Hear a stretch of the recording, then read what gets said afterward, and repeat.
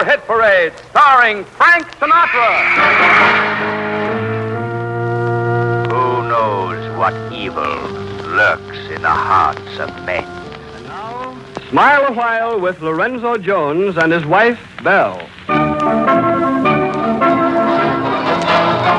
Here's the Manhattan merry-go-round that brings you the bright side of life, that whirls you in music to all the big night spots of New York town, to hear the top songs of the week sung so clearly you can understand every word and sing them yourself.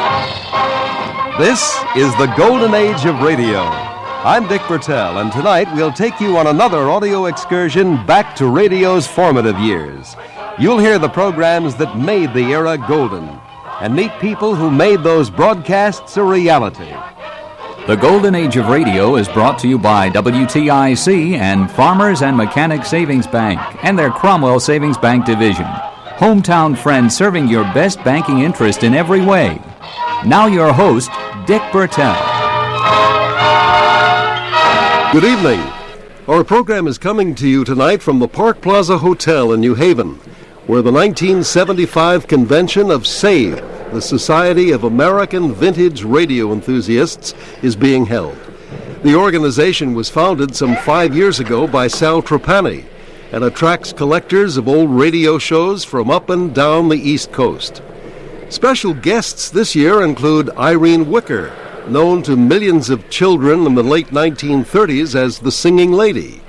Also here tonight are Ann Elsner, who played Stella Dallas for almost 20 years on NBC Radio, and Rosa Rio, who was the studio organist for so many popular radio shows of the 30s and 40s, in addition to starring on her own radio show. Many of you will remember Rosa as our guest here on the Golden Age of Radio about 4 years ago. My colleague and radio historian Ed Corcoran is about to introduce a fourth radio personality of the past who is attending this gathering and whose voice is familiar to all of you. Ed is at the head table, surrounded by a good many fans of old-time radio.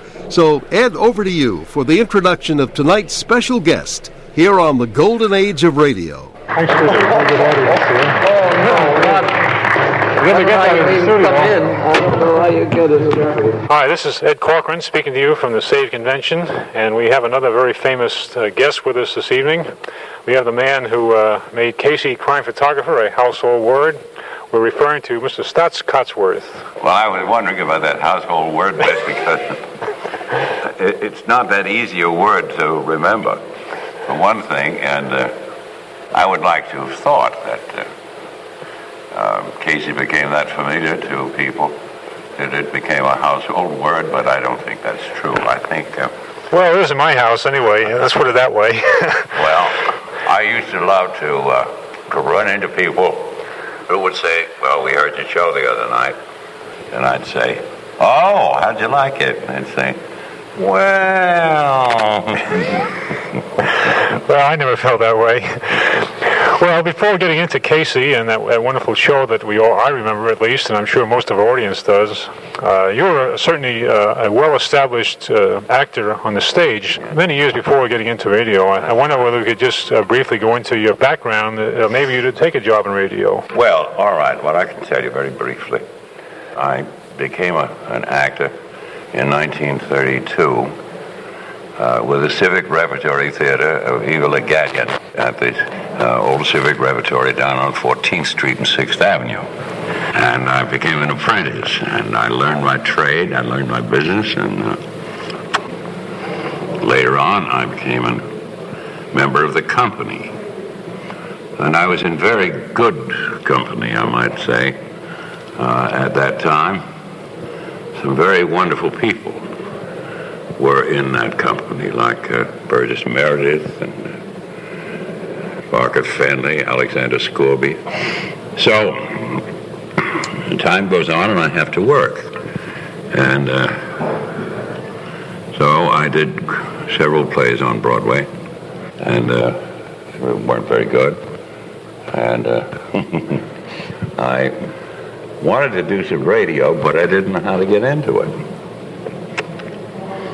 So a friend of mine who was in a play with me, a play called Macbeth, with Maurice Evans and Judith Anderson, Her name was Abby Lewis.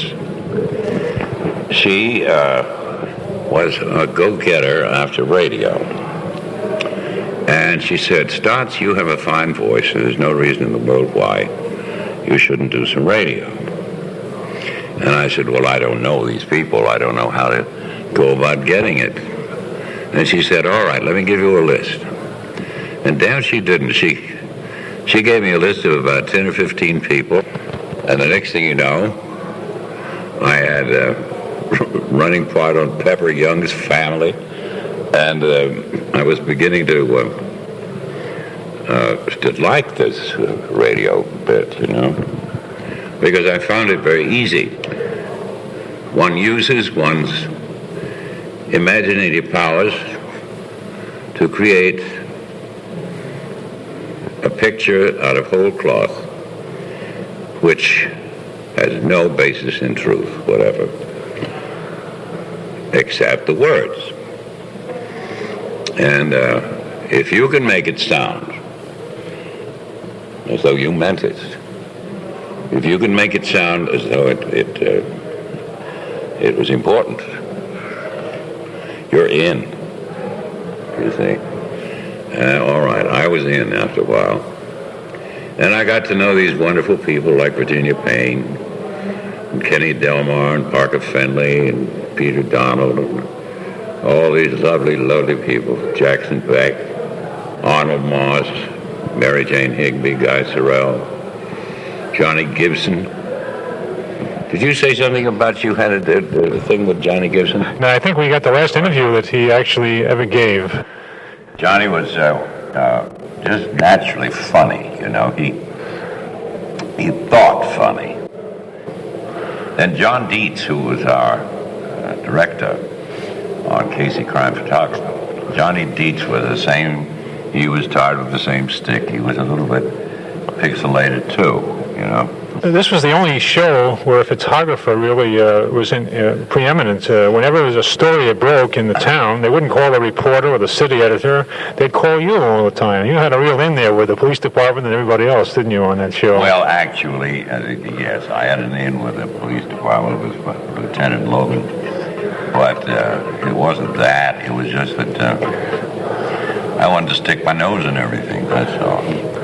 And also, I found that if you got photographs or something or other, you had sometimes prima facie evidence, you know, which could solve the whole damn crime. Ed and Stotts, I'm sure our listeners are anxious to hear Casey, crime photographer at work solving crimes. So, let's go back about 30 years or so for Stotts Cotsworth in Casey, crime photographer. The Anchor Hawking Glass Corporation brings you Crime Photographer.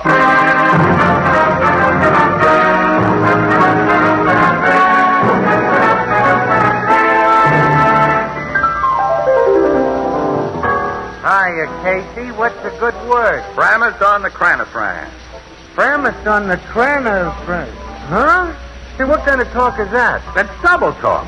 Huh, Tony? Well, I don't know anything about double talk, but I know good single talk when I hear it. What's good single talk? Anchor Hawking is the most famous name in glass.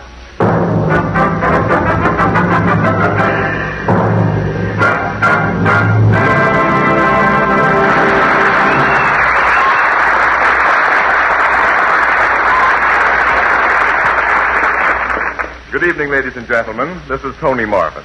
Every week at this time, the Anchor Hawking Glass Corporation of Lancaster, Ohio, and its more than 10,000 employees bring you another adventure of Casey, crime photographer, ace cameraman who covers the crime news of a great city.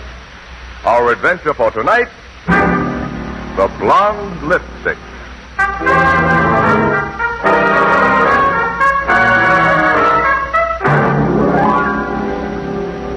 9 o'clock in the evening at the Blue Note Cafe.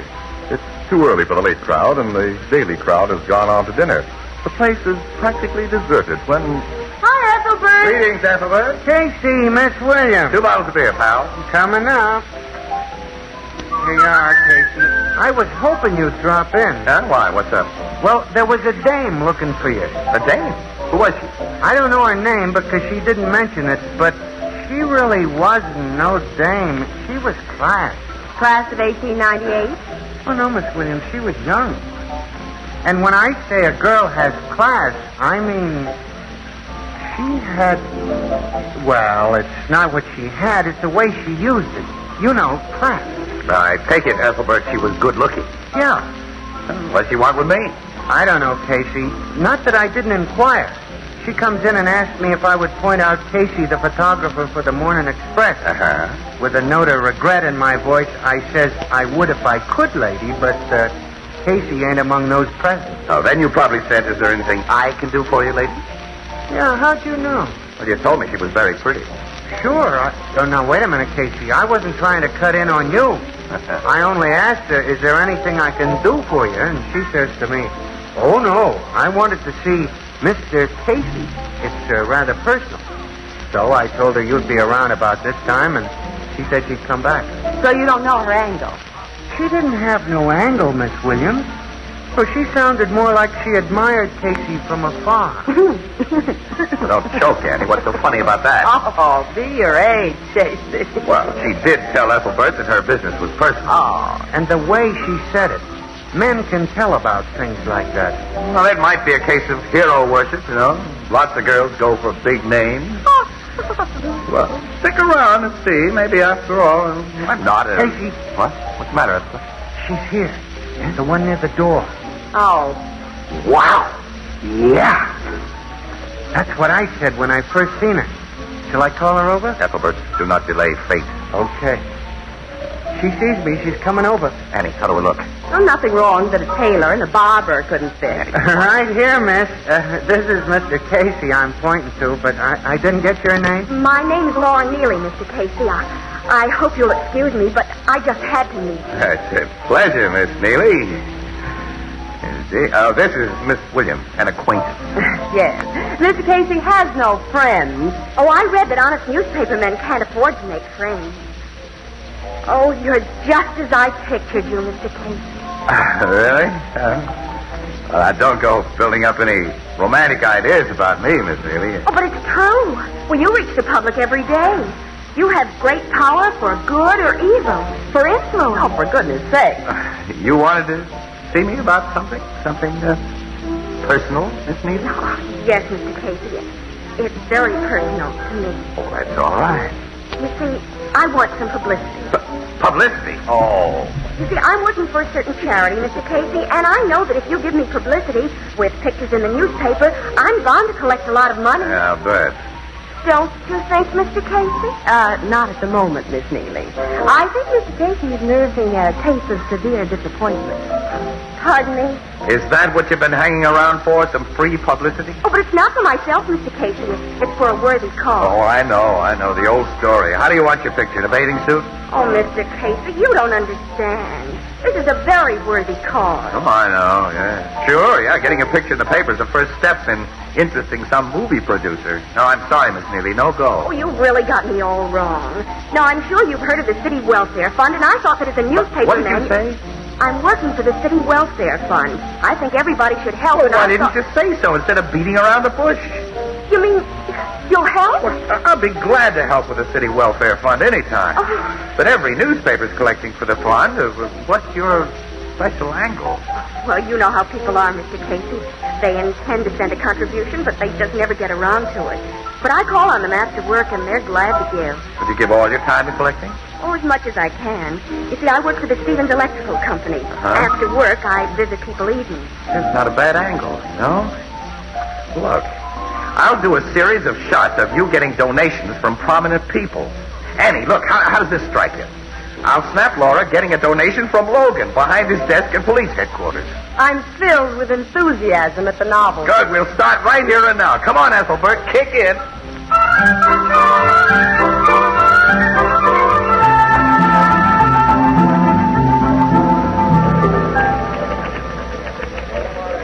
Hello, Annie. How's the news department? We're fine, Casey. 1 murder, 2 arsons, and a nightclub fight between 2 movie stars. In other words, I'm not writing up that baby-faced face grabber. Now, Annie, she's collecting for the City Welfare Fund. Collecting a lot of glory for herself. Well, so what? She's working for it, isn't she?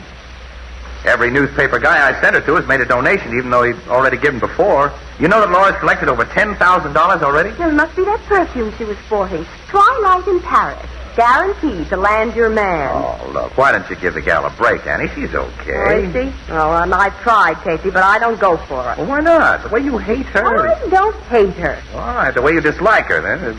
Well, there isn't any reason for it. I knew I'd dislike her before I met her. That's what I mean.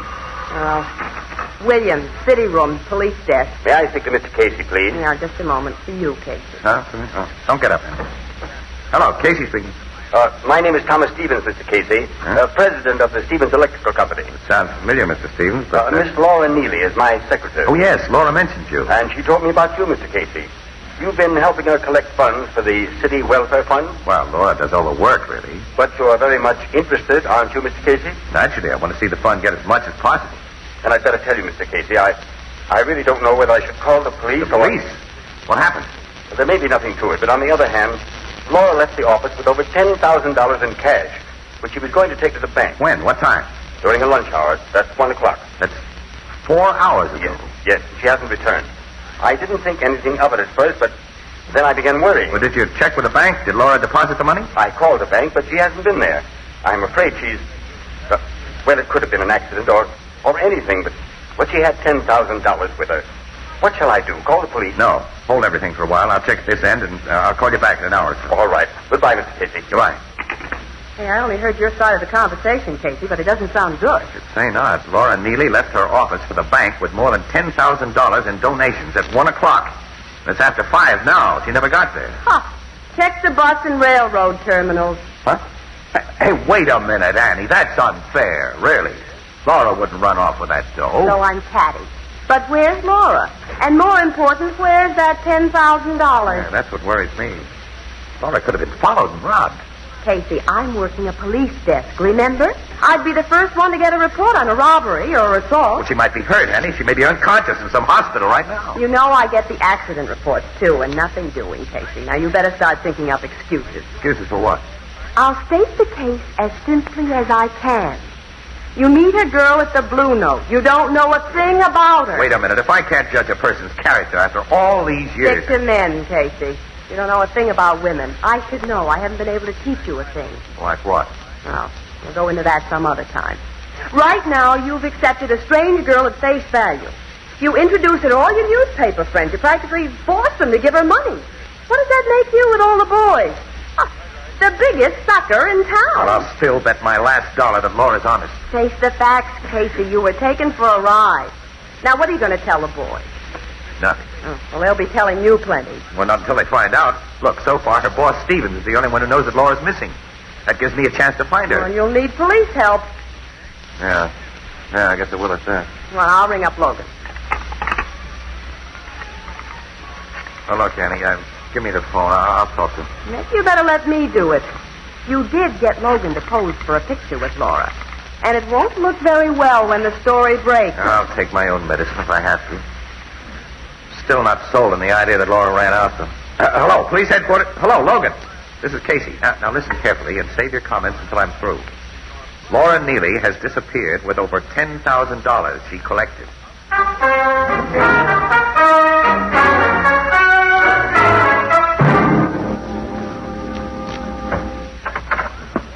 Come in, Miss Williams. How are you, Captain? Fine. And who's the gentleman with you? Oh, cut the comedy, Logan. The gentleman is Mr. Casey. Impossible. Oh? Why, Captain Logan? Because a certain photographer named Casey wouldn't dare show his face around here, not after what he's done to me. Go ahead, rub it in. Now, what'd you expect me to do, roll out the welcome mat for the guy who's made me the laughing stock of the police department? Every paper in town's going to dig up the picture of me handing a donation to Laura Neely. And are they going to go to town? Quote, Captain Logan gives official sanction to bunco game, unquote. Now, hold on, Logan. I'll admit it looks bad for Laura. Oh, and you'll also admit that Hitler might have been guilty, I suppose. When you cut the sarcasm, we might get to work. Laura disappeared. She was carrying 10 grand. Well, now, lots of guys in this town could knock her off for less. Why don't you investigate before you jump to conclusions? You know, Casey, the same thing occurred to me, too. I did investigate. Did you find out anything? Not much. Laura Neely was making $55 a week. And last week she buys $970 worth of dresses. Well, so what? Every girl saves for clothes? Oh, sure. But Laura's personal bank account was $200. She didn't touch that. And on top of the $970 for dresses, she spent $300 for 2 suits and bought $150 worth of luggage. When I got all those reports, I began to suspect that Laura might have been preparing for a trip. How about the railroad and bus terminal? Well, my boys checked them, but not a trace. Well, you see, now. But I found the record of an automobile sale in her name. Yesterday, Laura bought a blue convertible roadster from a second-hand dealer. Today, she's gone. She bought a car. Pick her up fast in a blue convertible. Not many of them on the road. So we pick her up. Then what? We put her on trial, and the whole story comes out. How she took the wise boys in town, the newspapermen and the police. All right. I'll take the blame for that, Logan. The boys will be glad to pass the buck to me. But, if you take all the blame, Casey... What else can I do, Annie? I fell for a story. I introduced her around. Well, it would be pretty hard to live it down. Who's worried? Yeah, I can always get a job. Who says I've got to be a crime photographer? I can go around snapping baby pictures. Captain Logan, I'm afraid for him. You blow his top and then calm down. Well, I better stay with him. If Casey ever needed me, he needs me now.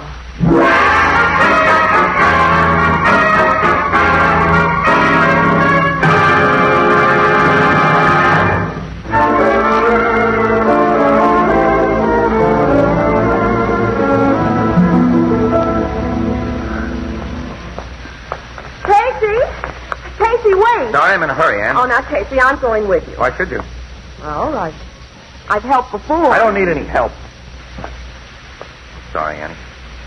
What are friends for? Thanks, kid. Wasn't I always? Sure. Thanks, Casey. Now, what are we going to do? Got to find that blonde. Oh, the police will pick her up. Oh, sure they will. Sure. But I've got to get to her first, Annie. If this story ever gets in the paper... Well, what can you do? Well, the way I figure is, if Laura was getting ready to leave town, she might have dropped some hint to somebody. Well, she doesn't have any family that we know of. Her boss is probably closer to her than anybody else. She may have a lead to girlfriends or boyfriends. I'm going to call on Thomas Stevens right now.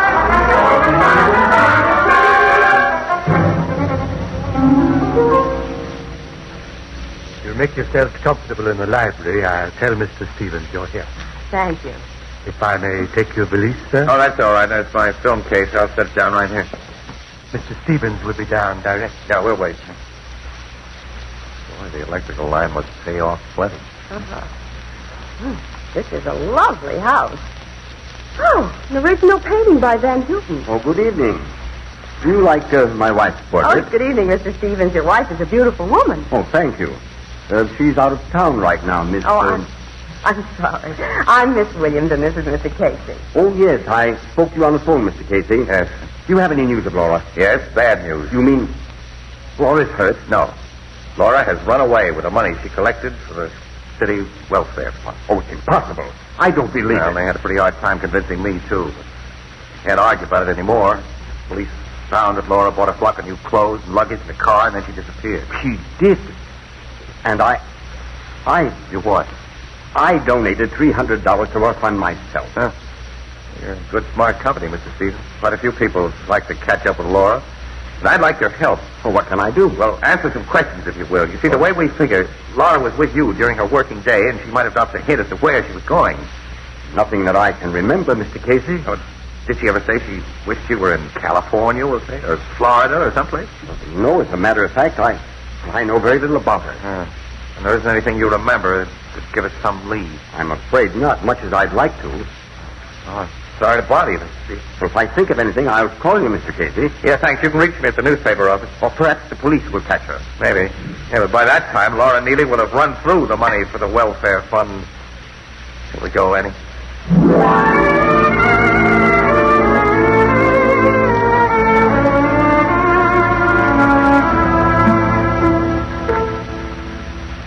This time of year is full of financial hurdles, including bills, federal income tax, and keeping up with spiraling winter fuel costs. A well-deserved spring vacation would be great, but you just can't work it into your budget. Luckily, there's help right around the corner. The folks at Cromwell Savings Bank or Farmers and Mechanic Savings Bank will be delighted to chat with you. Their loan officers can help you arrange for a personal loan just when you need one the most. You'll find a friendly loan officer at any one of their 6 offices. Cromwell Savings has 2, one at the corner of Main and West Streets in Cromwell, or at the new Cromwell Plaza office next to Kmart. Farmers and Mechanics Savings Bank has 4 offices to serve you, 2 in Middletown and branches in Montville and Colchester. Stop in soon. Members FDIC.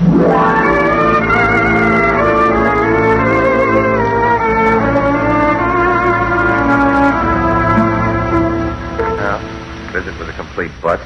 Oh, I don't know about that. What do you mean? Stevens didn't know a thing. So he said. Come on, let's get into the car. Here we are. Go ahead, Ann. Okay. Now, will you please tell me why you think Stevens knows something?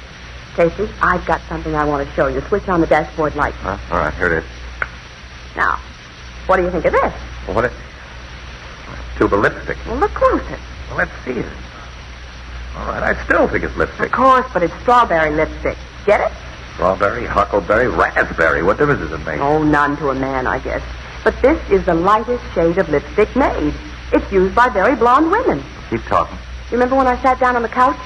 Well, I found this lipstick between the cushions. That shows that Laura was in Stephen's library recently. Annie, you got Laura on the brain since you met her. This lipstick could belong to any blonde woman. It might even be Mrs. Stevens. Didn't you notice that portrait of Stephen's wife? She's a brunette. Her shade would be deep red or purple. True enough, but Mrs. Stevens might have dozens of blonde friends. Stevens said his wife was out of town, didn't he? Well, none of her friends would come around when she's gone. I still can't see it, though, Annie. All right, let's say for the sake of argument that I agree that Laura was in Stevens' library. She was. All right, does that make any sense? What would she be doing there? Well, she might be in love with Stevens. In love with... Well, all right. Now, let's see. Now, suppose he were planning to run out with Laura. So what does he do? He lets Laura steal the 10 grand which she collected for the welfare fund? Think, Annie. Stevens is a very rich man. $10,000 doesn't mean very much to him.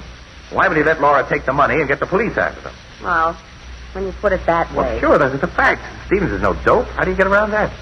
Well, I don't know, but I do know that this is Laura's lipstick. How? What are your reasons? When something is true, you don't need reasons. Oh. And I know this is Laura's lipstick. And if we could get back into Stevens' home, I'll bet that you'd find more clues that she was there. What am I supposed to do?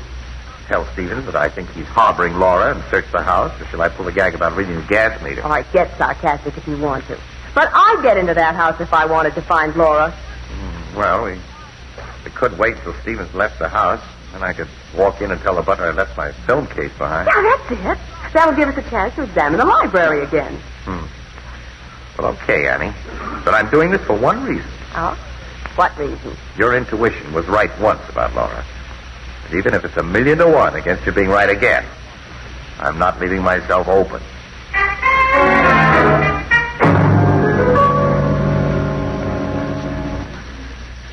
You're sure that was Stevens in the car which left? Yeah, I got a good look at him. He's gone. Okay. Good evening. Oh, I'm sorry, Mr. Casey, but Mr. Stevens left the house shortly after you did. Oh, well, that's all right. I didn't come back to see Mr. Stevens. You see, I missed my film case, and I think I left it here. Film case? Yes, that square letter case with a leather strap that you wanted to take. You know? Oh, yes, I remember, sir. Will you come in? Yes, thank you. After you, Annie. You must have left the film case in the library, sir. I'll look. I'll just come along, pick it up. Here's the library, sir. Do you remember where you put it? Well, it's too big to miss. It might be on the other side of the couch. Well, it's not here. Do you remember what I did with it, Annie? Well, you might have shoved it under the couch. No, it isn't there. Hey, what's that over there? It wasn't here before. Oh, no, that's too big. That's Mr. Stevens' overnight bag, sir. Oh. I placed it there after you left. Oh, I see. Could anybody have picked up the film case after I left? It's hardly possible, sir, but I'll ask the maid if you wish. Yes, thank you very much. I'd appreciate it. I'll only be a few moments, sir. Take as long as you want. Well, Annie, find anything more? No. Here, Casey. What? Near the couch. What do you mean? I don't see anything. Smell. Huh? You mean the perfume? Yeah. And it's strongest near the couch. Laura sat here recently. Some more intuition, Annie, or some logical reason this time? Look, I'm sure, Casey. It's faint, but I'm sure it's Twilight in Paris, Laura's perfume. I'm sure she was here. Ah. just might fit in at that, Annie. Annie, I'll tell you what I'm going to do. What? Well, first I'll take you home. Then I've got to prepare a speech to make to a tough guy. And then I got to buy a can of paint.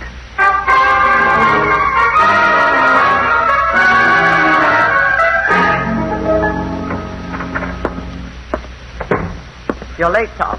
I had to be careful driving up here, Paula. Where's Laura? In the cabin. Did she give you any trouble? Everything went like we planned. She came to the house with some papers from you, and I offered her a drink. That stuff you put in the liquor kept her out cold. And nobody could possibly have seen you put her in the car? Nobody. All the servants had the day off. Fine. All your friends, Paula. I must have told 1,000,000 people that my wife is out of town for a few days. This summer cabin of ours is certainly out of town. Where's the blue convertible roadster you drove up? In back of the fence, naturally. It can't be seen from the road. Every policeman in the state is looking for that car. Tom, how did it go in the city? Did the police accept the fact that Laura bought the car and the clothes with the welfare fund money? They swallowed it hook, line, and sinker. The blonde wig was an inspiration, Paula. Buying stuff in Laura's name wouldn't have been enough if you didn't fill her general description. So they accepted the story exactly as we built it up. Yes, I have from that newspaper photographer, Casey, that the police are convinced it was Laura who bought the car and the clothes with the fund money. Good. And now when Laura is found dead... Paula, we have to kill the girl. After all, it's not her fault that I carelessly left my second set of books on the desk. What difference whether it's her fault or not?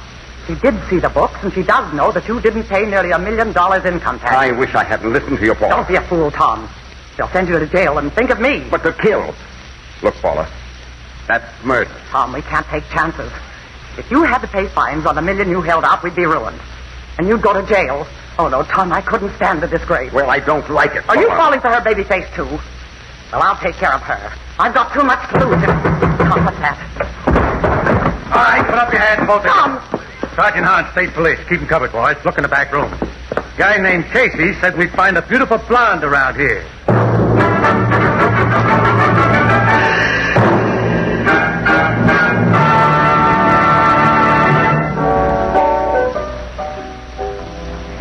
Casey, I'm just about to bust with curiosity. Yeah, me too. Goodness, Annie, doesn't your feminine intuition supply the answer? All right. So I was wrong about Laura. I know that Mr. and Mrs. Stevens are under arrest, and that Laura is coming back with the money for the city welfare fund. Casey, Miss Williams. Here comes Laura now. Oh, Mr. Casey, you saved my life.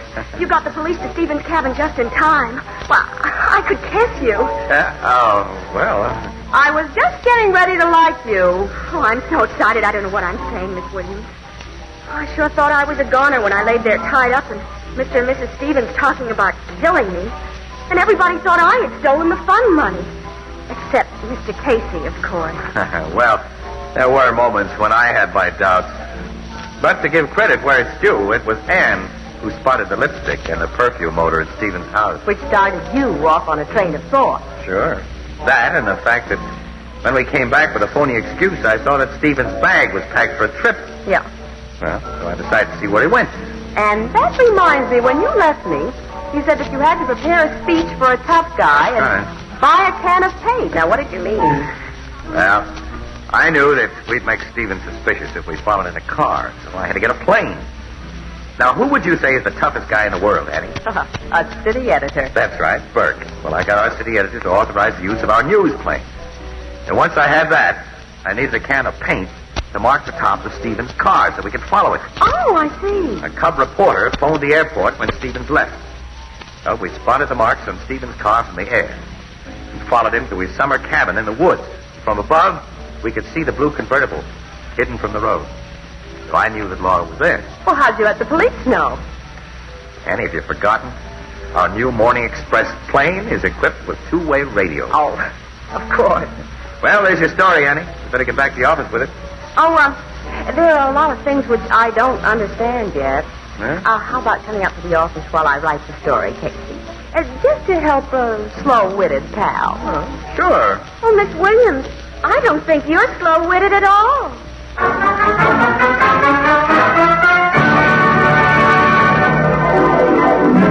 Crime Photographer, starring Stott Cotsworth as Casey, is brought to you each Thursday by the Anchor Glass Corporation, makers of Fire King Oven Glass. Anchor glass containers, Anchor caps and closures. All products of Anchor Hawking, the most famous name in glass.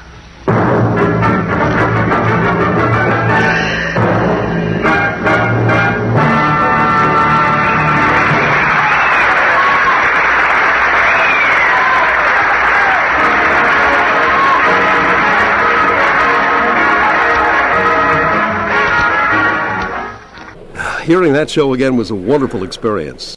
If your car has just about been making it through the winter, then drive into spring with a new car. Dealers are offering some great buys right now on remaining 1976 models, as well as new, more economical 77s. Visit one of the offices of Farmers and Mechanic Savings Bank or their Cromwell Savings Bank division and ask them to help map out one of their convenient auto loans for you. They'll help you purchase that new car quickly and easily, and you'll get low-cost bank interest rates, too. At both Farmers and Mechanics and Cromwell Savings, you can count on friendly and accommodating service. So check into an automobile loan soon and drive into spring with that new car. You'll find a friendly loan officer at any one of their 6 offices. Cromwell Savings has 2, one at the corner of Main and West Streets in Cromwell, or the new Cromwell Plaza office next to Kmart. Farmers and Mechanic Savings Bank has 4 offices to serve you, 2 in Middletown and branches in Montville and Colchester. Stop in soon. Members FDIC. And now back to Dick Bertel. I want to remind our listeners that the Golden Age of Radio is coming to you tonight from the Park Plaza Hotel in New Haven, where the 5th annual convention of SAVE, the Society of American Vintage Radio Enthusiasts, is being held. This is Dick Bertel along with Ed Corcoran and our special guest, radio actor Stotts Cotsworth, who, by the way, was at one time known as radio's busiest actor. In 1946, for example, Stotts Cotsworth would begin his day with an 8:30 a.m. rehearsal for Lone Journey and end it after a repeat live performance for the West Coast audience of Mr. and Mrs. North, in which he played Lieutenant Bill Wygand. And of course, between the two, he would appear in several soap operas. What a grueling schedule. Stotts, do you have any special recollections, any special stories about the show that you can share with us? Now, I can tell you one story, which is interesting and somewhat sad. When the Polaroid camera first came out, John Dietz and I wrote a script in which Casey solved the whole crime by getting a picture in 60 seconds, you see, on his Polaroid. All right. So we used the word Polaroid. And we wrote the script, and we submitted it to the Polaroid people. They loved it. They adored it. And they asked CBS to do it, and CBS did, and they paid us for it, and so forth and so on. Well, now, the next thing we knew, we had communications from the Polaroid company in Boston, the Land Camera Company, which said, we are prepared to offer you one of 2 things. We are prepared to offer you a Polaroid Land camera or 15 shares of stock. If only we'd had enough brain. You took the camera, I take it. Yeah, we took the camera. The 15 shares of stock would be worth astronomical money. And that's fantastic. Yeah. Are you a photographer, or have you ever taken any pictures at all in your career? Of course. As soon as I got into this business of Casey crime photography, I got terribly interested in photography because I'm an artist to begin with, and I was a painter, and I needed photography to help me as a documentary for paintings, you see.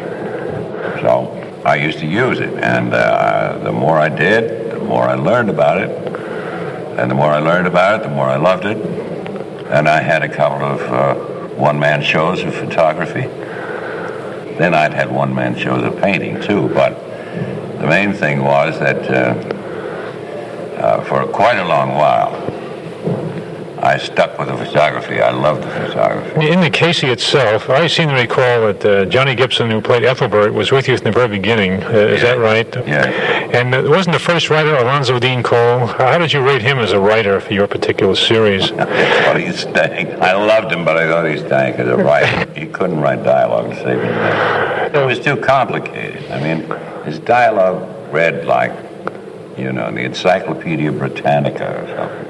Mm-hmm. And you had to translate his dialogue into readable words.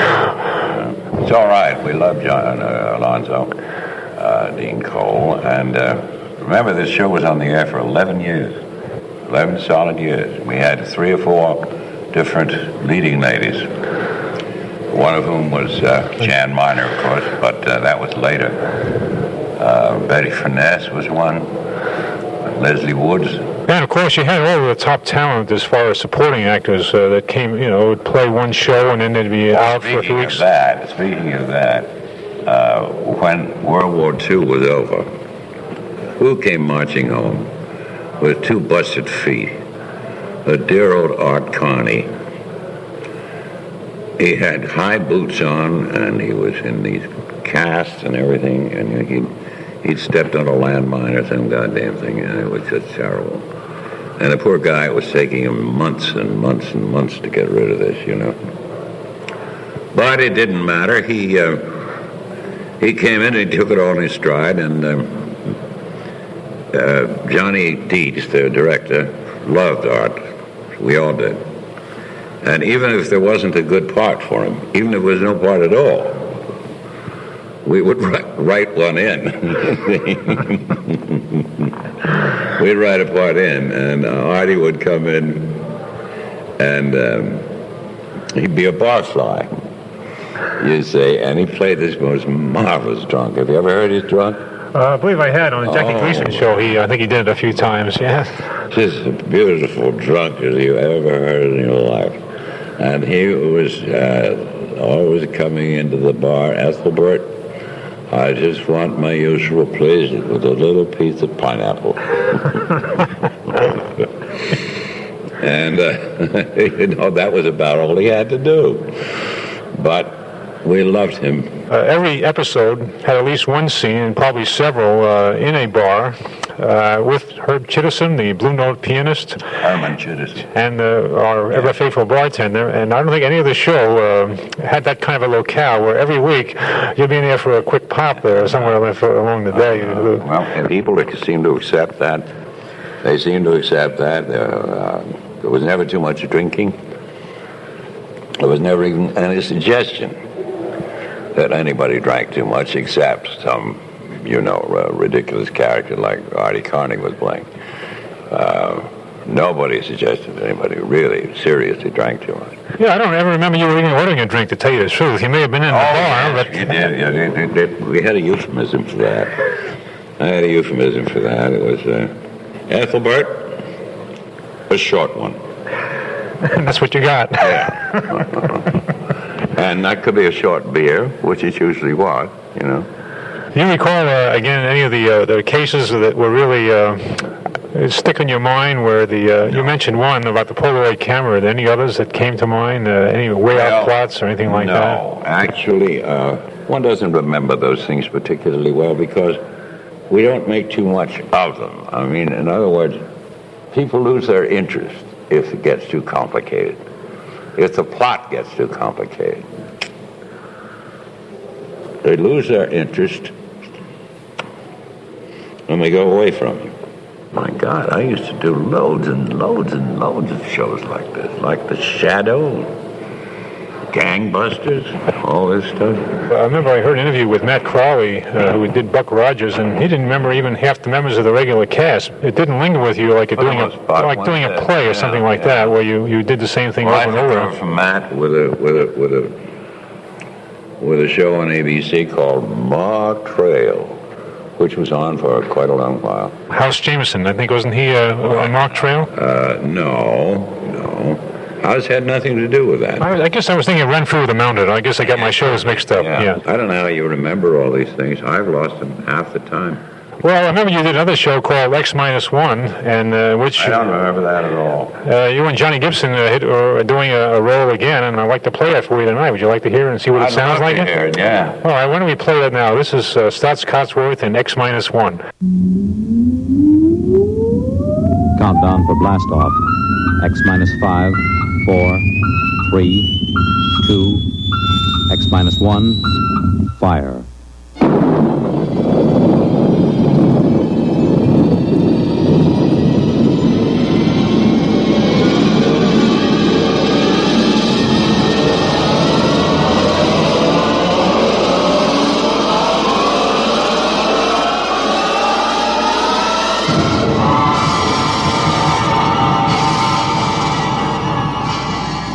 From the far horizons of the unknown come transcribed tales of new dimensions in time and space. These are stories of the future, adventures in which you'll live in 1,000,000 could-be years on 1,000 maybe worlds. The National Broadcasting Company, in cooperation with Street and Smith, publishers of astounding science fiction, presents X minus 1.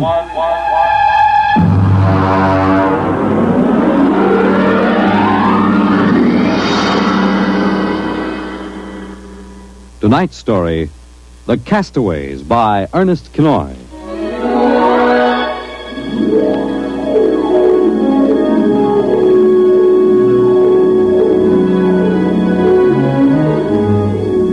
In the South Pacific, night comes on rapidly. The sun dips below the flat horizon, the sea is crimson for a moment, and then night falls. But on Tahani Atoll, giant arc lights turn night into day. Across the waters of the lagoon, within the barrier reef, launches and tugs skitter back and forth, while on the curving half-moon of the island, Army trucks and jeeps scuttle down the rough roads bulldozed by the Seabees just 6 weeks ago. A low Quonset hut stands near the beach, surrounded by tangled wire. This is the preliminary command post, and inside is General Frank Gaidosh, field director of the test. Operation Destruction. Everything's on schedule, General. Radiological surveys complete. Instruments placement checked. Well, get me Navy and tell them HR is as ordered. Send a periodic time check to Air Force on 90-week talk and observation control on the Missouri. Yes, sir. I want a complete roster check on all personnel before HR. Yes, sir. Oh, Nate Cohen wants to see you. Well, who the devil's he? AP man. He's been selected by the press radio pool to interview. I haven't got any time. Tell him to speak to Major Dwight Friedenberg. He's the PRO. I think perhaps you'd better see him, sir. The directive on public relations from Washington was very clear. Well, how in blazes am I supposed to run a bomb test and play mother hen to a bunch of reporters? Washington said... All right. Bring him in. Borelli? Yes, sir. Give me some black coffee, will you? Yes, sir. This is Mr. Cohen, General Gaidosh. How do you do, General? Lousy, as a matter of fact. Is that an official statement? No. You can run some of that "the world is at the crossroads" baloney. I wrote that yesterday. General, what effect do you think the new bomb will have on the world situation? I can't tell you that, even if I knew. My job is to set the blasted thing off and see that nobody gets hurt, and collect the data. Can I speak to you a moment, sir? Later, Alan. Go ahead, Cohen. Can you release anything on the scientific principles involved? I don't even understand them myself. Wait a minute. Dr. Muller? Yes? Come over here a minute, will you? Cohen, this is Dr. Fred Muller, Civilian Scientific Director. He's the only one who knows what's inside that warhead. How do you do, Mr. Cohen? How about a statement, Doctor? Oh, I'm afraid all I'm allowed to say is that the bomb is new, it's extremely powerful, and off the record, it's very tricky and dangerous. What'll happen if it goes off prematurely? I don't think we have to worry about that. In fact, we wouldn't even know about it. If you'll excuse me. How about the natives? Well, what about them? Aren't they going to be evacuated from the island? We already have been. General Gaidosh. Well, I saw the Tahani chief outside when I came in. The whole tribe squatting down at the motor pool having a conference. What? Alan. I've been trying to tell you, sir. The Tahani are still on the island. Well, why? The LCTs are ready, aren't they? Yes, sir, but they won't go. They refuse. The schedule called for their evacuation to Mailani 3 hours ago. I realize that, sir, but I hoped we could still get them off without violence. Look, Alan, they're either on the island or off. Now, wait a minute. Cohen, that's all. What are you going to do about the natives, General? Never mind. I'll issue a statement later. You going to force them? Go on. Get out. I haven't got time. All right, General. Thanks. Thanks a lot.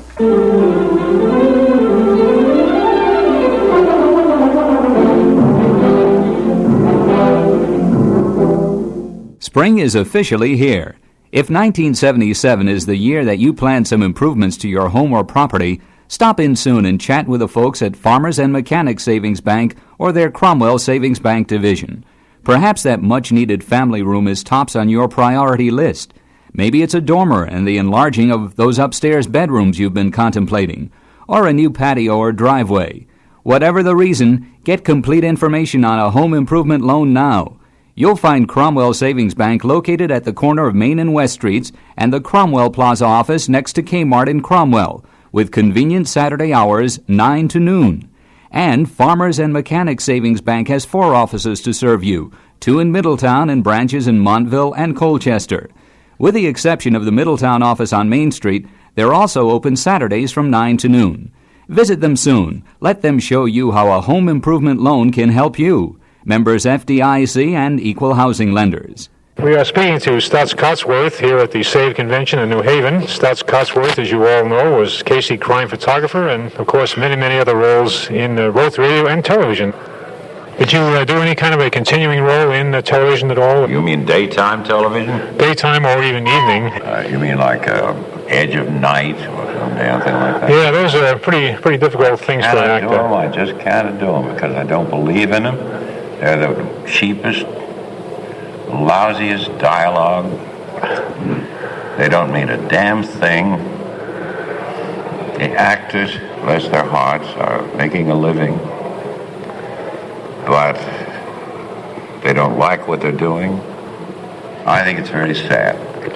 I don't want to do it. I don't want to do it. I don't have to, and I don't want to. Mm-hmm. Well, what is your present situation in Stutz? How do you spend it, other than your lovely wife, who was Josephine Hutchison, who was quite a movie star, and I think she was in North by Northwest, and she was in many other films. You still do acting on occasion, but you're more or less just taking things easy, I take it, huh? Yes. I would like to think that I'm semi-retired. On the other hand, somebody swept me up into a radio series. Have you done any of the CBS Mystery Theater at all? How do you like doing that again, being back in harness? I love it. I haven't done one for about 2 months, but I love them because I love Hy Brown. The thing that I like about Hy is he's loyal, and he has reasonably good taste. And I enjoy working with him. I just enjoy it, that's all. He's fun and he's jolly and so forth. Now this new one I've got is it's called The Faces of Love. And it's on WOR as part of a 1-hour block of 15 minutes. Oh, yes, I've heard about that, yes. Shows, you see. So I enjoy this because I enjoy working with my old friends. I like to go to the studio and what the hell we do a 15-minute show in exactly 1 hour. So if I have 2 to do, I got 2 hours work and I go home, and that's peachy. Hello, my darling love. We have to cut. Okay, we're getting a word from our director here, Ms. Hutchison, that we're running out of time, so we'll have to call an end to this interview with Stutz Cotsworth, our Casey crime photographer, and lots of luck no matter what comes down the pipe. Thanks for the good audience here. I don't know how you get it. Come in. Stutz is off to address a seminar on the subject of old-time radio here at the SAVE convention, but it was great fun having him for the past hour to reminisce with us. The Golden Age of Radio with special guest Stutz Cotsworth came to you tonight from the Park Plaza Hotel in New Haven, where SAVE, the Society of American Vintage Radio Enthusiasts, is meeting for its 5th annual convention. The program X-1 was from the collection of David Siegel Radio Archives. Now, until next time, this is Dick Bertel. And this is Ed Corcoran. Good night. The Golden Age of Radio has been brought to you by WTIC and Farmers and Mechanics Savings Bank and their Cromwell Savings Bank Division. Hometown friends serving your best banking interests in every way. The Golden Age of Radio was produced by Bob Shirago and Dick Bertel.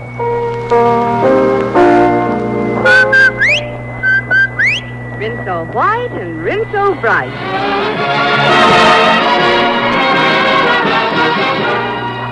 Broadcasting from New York City, the Lucky Strike program, starring Jack Benny, with Mary Livingston, Phil Harris, Rochester, Dennis Day, and filling in...